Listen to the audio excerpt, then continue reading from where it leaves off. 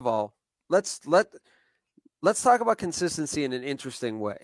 So when you hire somebody to make your logo, in order to achieve consistency, they should give you a bunch of different logos, which sounds counteractive to consistency, but I'm going to explain why. And this is kind of a sneak peek into one of the courses I offer, but you should get at minimum 4 logos.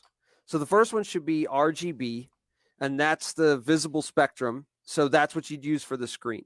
The second one should be CMYK. Those are the colors in your printers. So that's for when you want stuff printed. Another one should be grayscale, and that's essentially for when you have to have 1,000 prints and you don't want to pay for it. And the fourth is a single color, and that's where it's adapted to only be one color. And obviously, the RGB for the screen is obvious for websites and videos and Facebook posts. The CMYK is obvious, because when you get something printed like a brochure or something like that. And the grayscale, as I said, when you don't want to have 1,000. The single colors for when you're going to do something like pens, or if you want to have like say you have an office and you want to have the window frosted, or you need anything that just, you get one color. And the reason that you get these 4 different logos is to stay consistent, because once you start transferring colors, I guarantee you a dark red and a dark blue, when they turn to gray, is the same color. And that contrast that was set up in the full color version is gone. Right.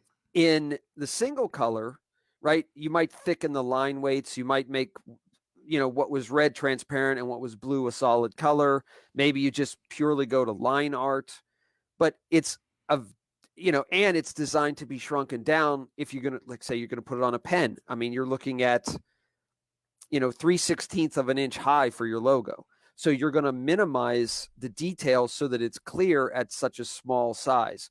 Whereas, if you put it on a billboard, it doesn't matter.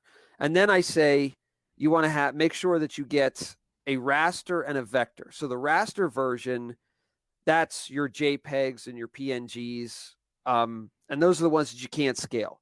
The vector version is your EPSs, your PDFs, and your Illustrator files.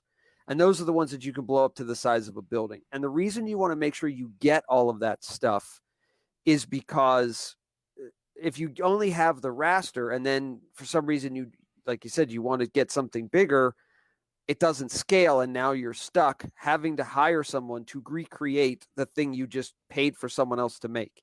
So just to get all of that stuff right at the beginning, to know to ask for it, right? Because some designers will just say, oh, okay, I'll give you this.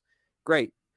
And if you say, no, I want this version of this version of that version, and please make sure I get these file types, then you don't have to go back later and have somebody recreate it. And it saves you a lot of time, frustration, and money. And so that's my biggest tip for staying consistent. Now, with you were talking about PNGs and JPEGs, could you not just use a PDF for everything now? You can, absolutely. But I mean, obviously, if you're going to do, if you want to do graphics for a website, I mean, they only work as PNGs and JPEGs and things like that. So, you're going to upload it or give it to your web designer to upload. They're either going to convert it for you, or, if you're doing it yourself, which I advise, don't ever build your own website. But if you are doing it yourself, then you'll have to convert it. But yeah, obviously, you can do all that stuff from a PDF.